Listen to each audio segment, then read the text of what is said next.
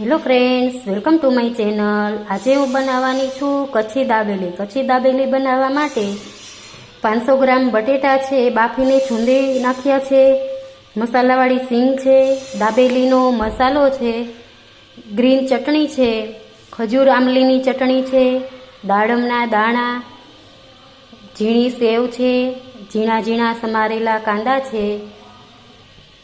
Nonstick બાઉલમાં 4 spoon જેટલું oil add કરેલું છે। ગરમ થઈ જાય એટલે દાબેલીનો મસાલાનો વઘાર કરવાનો છે। હવે તેલ ગરમ થઈ ગયું છે, એમાં પહેલા કાંદા એડ કરીશું।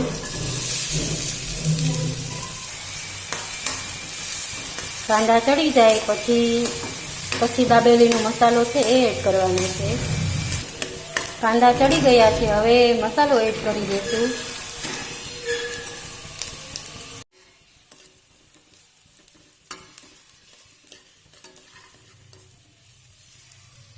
સ્વાદ પ્રમાણે મીઠું એડ કરીશું। બાફેલા બટેટા છે એ એડ કરી દઈશું। મસાલાવાળી સીંગ થોડી એડ કરી દઈશું। બધું એકદમ સરસ મિક્સ કરી દેવાનું છે। તો કચ્છી દાબેલીનો મસાલો સરસ બની ગયો છે। હવે બાઉલ નીચે ઉતારી લઈશું। હવે આપણે પાઉં શેકવાના છે। 1 સ્પૂન જેટલું ઓઇલ એડ કરવાનું છે લોઢીમાં। તેલ ગરમ થઈ ગયું છે, પાઉં શેકી લઈશું।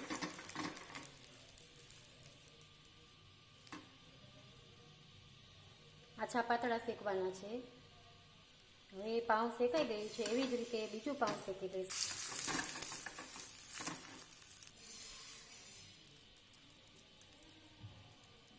હવે પાઉં શેકાઈ ગયા છે, હવે દાબેલી તૈયાર કરી લઈશું। પહેલા ગ્રીન ચટણી લગાવવાની છે। હવે મસાલો લગાવી દઈશું।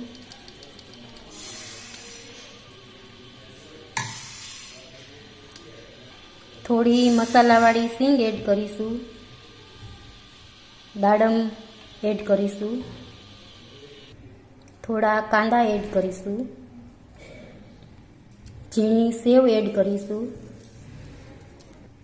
ખજૂર મરચાંની ચટણી છે એ એડ કરીશું। થોડી કોથમીર એડ કરીશું। આપણી દાબેલી એકદમ સરસ બની ગઈ છે। હવે આપણે સર્વિંગ પ્લેટમાં કાઢી લઈશું। તો તૈયાર છે દાબેલી। તમને જો મારી રેસીપી સારી લાગી હોય તો લાઈક અને શેર જરૂર કરજો, સબસ્ક્રાઈબ કરજો। ચાલો બાય બાય બાય।